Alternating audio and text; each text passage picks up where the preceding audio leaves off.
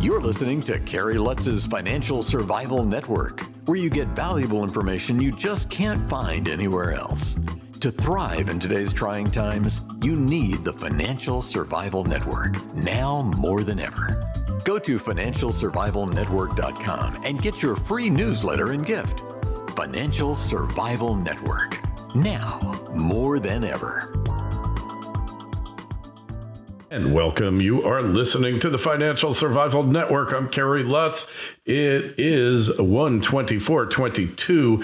And, well, believe it or not, holiday spending returned to somewhat normal levels. There was a lot of damage done to your credit rating, to your credit score during the pandemic, at least many of you out there. And maybe a New Year's resolution is to do something about it, to clean up your credit, reduce those balances and raise your score, especially if you're reliant upon credit, which most of our debt-based U.S. economy is, especially the government.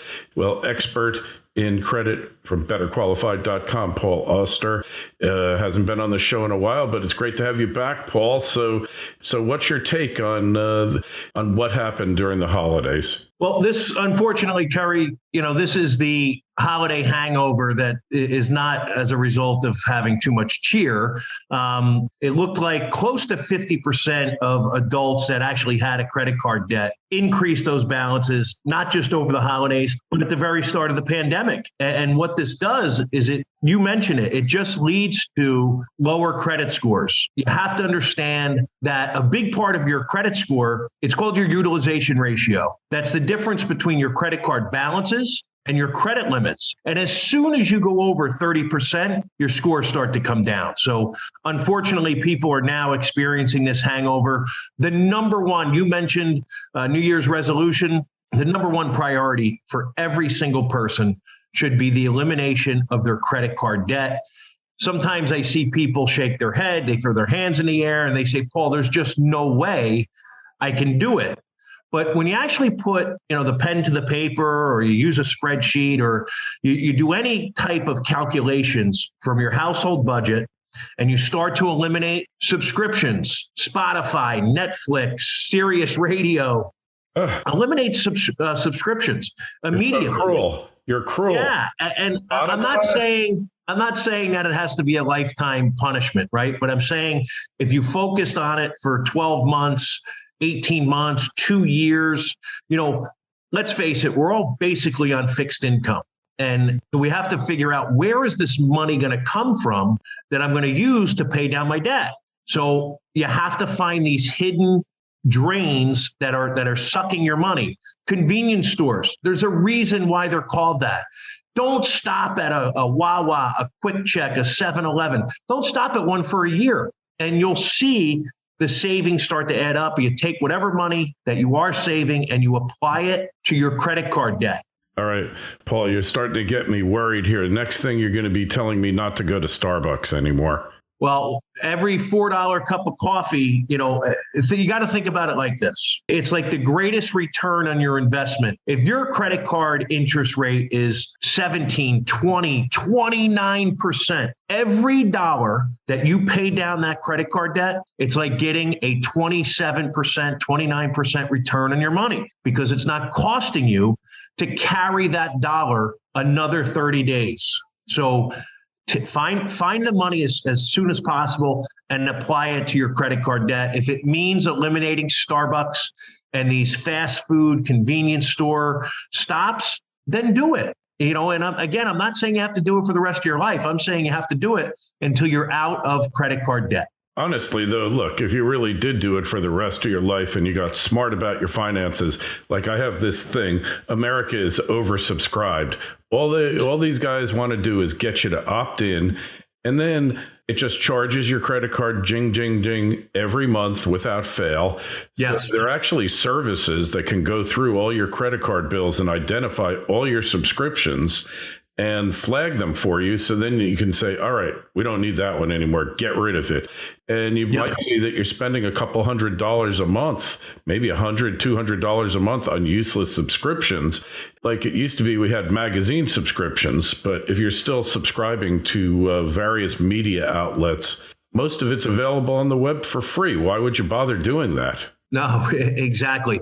So unfortunately, again, most consumers spend little or no time looking at analyzing their credit card statements. They kind of breeze through it. Anything with maybe a triple digit, they'll look at. Anything under $20. Look, these are very, very smart people, the marketing geniuses. They figured out this subscription-based model very early on, whether it's $4 for Apple Music or Alexa or whatever it is. They sign up millions of people for $4, $14.99, $19.99. If it's less than $20, most people don't pay attention to it. The problem is that you should be paying attention to it. And if you take a family of 3, 4, 5 people, those subscriptions could easily add up to a couple of $100s a month. So that's where you're going to find the money to get yourself out of credit card debt. Hey, just remember what Benjamin Franklin said: a small leak can sink a big ship, right? Yeah, that's right. And all these little leaks. Yeah, and Kerry, we hear it all the time. The people that say, I don't need to talk to a financial planner because I live paycheck to paycheck. There's no money left over. That's the very person. Whether or not you speak to a financial planner, you go online and you can do it yourself. At least put a budget together, because once you start to figure out where the money's going, how much money's coming in, how much money's going out, then you can start to allocate those funds. But people just, they fail to plan, and that's planning to fail. Exactly. Could not agree with you more. And look, habits, once you break a habit, you have to go out of your way to restart it. So, look, I used to go to Starbucks every day. Now, I didn't stop going to economize. It was dietary reasons and timing and everything else. And I never thought that I would actually be able to only go there once or twice a week and buy something. The other thing, there's so many savings tools available, budgeting tools online. You can just download if you keep track of your checkbook and your credit cards by Quicken, you just download it, and those things will tell you where to save money, right? Don't just survive, thrive. The Financial Survival Network. Dorae Copper Mining is a premier, near-term, high-grade copper and gold redevelopment opportunity with tremendous exploration potential only 14 kilometers from the town of Chibougamau in mine-friendly Quebec. Dorae Copper is debt-free and owns a 2,700-ton-per-day mill with an 8 million-ton tailings facility ready to be used. There is already power to site, and it is accessible by paved highway and rail. Dorae Copper aims to produce a profitable hub-and-spoke operation of over 100,000 gold equivalent ounces per year, or over 60 million pounds of copper equivalent by 2024. Because of the existing infrastructure and location, a low capex is anticipated to recommence production. Dorae Copper trades under DCMC in Toronto and under DRCMF on the OTC. To learn more, go to doraecopper.com. That's doraecopper.com. This is the Financial Survival Network. The information you need to thrive now more than ever.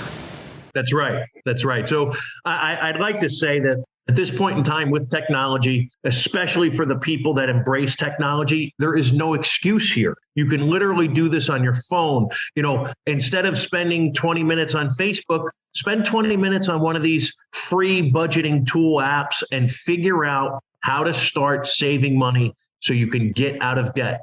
And credit card debt, daily compounding interest, like you said, it's sinking the ship, the mothership, and it's doing it very, very slowly, but it's happening all around us. And again, people say, Paul, I don't know where the money is going to come from. Now, fortunately, I've been doing this for over 16 years, and almost every single client says the same thing. I wish I would have done this last month, last year, 2 years ago, because once they figure it out and they start moving forward with a plan, albeit sometimes it's going to take a couple of years, but time flies. So 2 years to me is a blink of an eye. And just imagine at the end of 2 years from now, you're 100% debt free.